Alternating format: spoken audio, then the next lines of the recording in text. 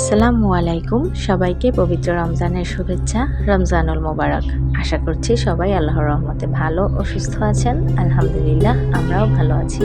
এতদিন অপেক্ষায় ছিলাম রমজান আসবে আসবে করে, অথচ দেখুন চোখের পলকে কয়েকটি রোজা শেষও হয়ে গেল। আজকের ভিডিওটা প্রথম রোজার দিনের শুরু থেকে শেষ পর্যন্ত সকল কাজের কিছু কিছু অংশ নিয়ে সাজানোর চেষ্টা করেছি। তবে ব্যস্ততার কারণে ভিডিওটা এডিটিং আর ভয়েস দিতে আমার অনেকটা সময় লেগে গেছে, তাই আপনাদের সাথে শেয়ার করতেও একটু দেরি করে ফেললাম। রমজান উপলক্ষে ডাইনিং এরিয়াটা একটু সাজানোর ইচ্ছা ছিল, কিন্তু শেষ সময়ে শপিংয়ে গিয়ে আমি আমার পছন্দের একটা প্রোডাক্টও পাইনি।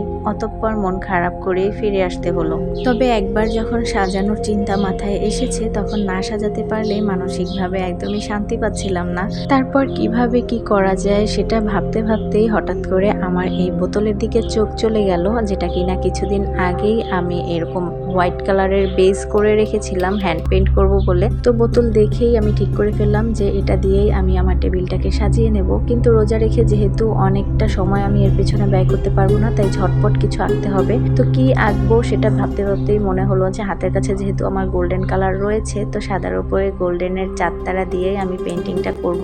যেহেতু আমি টেবিলে একটা রামাদান ভাই বানতে চেয়েছি, তো এই চাঁদতারাটাই আমার কাছে বেস্ট আইডিয়া লেগেছে। আর একটা ক্যান্ডেল ছিল, সেটাকেও আমি একটু নতুন করে কালার করে নিলাম। আর এই যে আমার টেবিল কিন্তু ডেকোরেশন কমপ্লিট। কেমন হয়েছে কমেন্ট করে জানাতে ভুলবেন না। ভিডিও যদি এই পর্যন্ত দেখেই থাকেন তাহলে কেমন লাগছে সেটা কমেন্টে লিখে ফেলুন। আর ভালো লেগে থাকলে একটা লাইক অবশ্যই করে দিবেন। প্রথমবার যদি আমার ভিডিও দেখে থাকেন আর ভালো লেগে যায়, তাহলে চ্যানেলটাকে সাবস্ক্রাইব করে নিতে পারেন। আর কাজটা অলরেডি করে থাকলে আপনাকে অনেক অনেক ধন্যবাদ। ভেবেছিলাম প্রথম রমজানের ইফতার আয়োজনটা আপনাদের সাথে খুব সুন্দর করেই শেয়ার করব। সেই ভেবে আমি পর্যাপ্ত সময় হাতে নিয়েই রান্নাঘরে গিয়েছিলাম, কিন্তু রান্নাঘরে গিয়ে আমার মনটাই খারাপ হয়ে গেল।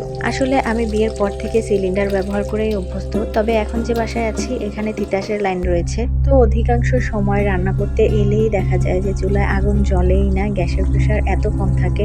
তো আজকে যখন রান্নাঘরে এসে চুলাটা অন করি, তো এসেই দেখলাম যে চুলায় আগুন জ্বলছে, না বললেই চলে। তো আমি যে সময়টা হাতে নিয়ে এসেছিলাম, এইটুকু সময়ের মধ্যে এই আগুনের তাপে রান্না কমপ্লিট করা একদমই সম্ভব না।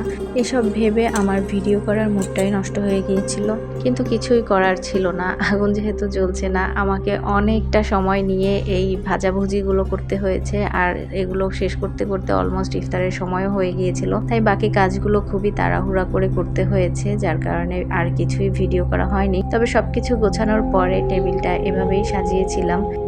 তো প্রথম রোজার ইফতার আয়োজনটা ঠিক এরকমই ছিল, খুবই সিম্পল রাখার চেষ্টা করেছি। যতটুকু না করলেই নয় ততটুকুই করেছি। আসলে আমাদের স্বামী স্ত্রীর সংসারে অনেক জাঁকজমক করে ইফতার আয়োজনটা খুব কমই করা হয়। তাছাড়া অধিকাংশ সময় দেখা যায় যে আমাকে একাই ইফতার করতে হয়, কেননা অফিসে কাজের প্রেশার থাকলে সে চাইলেই চলে আসতে পারে না।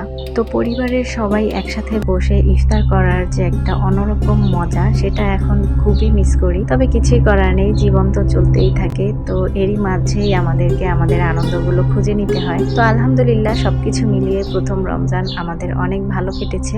আর আমার এই সিম্পল আয়োজন আপনাদের কেমন লেগেছে সেটা আমাকে কমেন্ট করে জানাতে ভুলবেন না। আজকের মতো এখানেই বিদায় নিয়ে নিচ্ছি। সকলের রমজান মাস অনেক ভালো কাটুক এই কামনায়। আল্লাহ হাফিজ।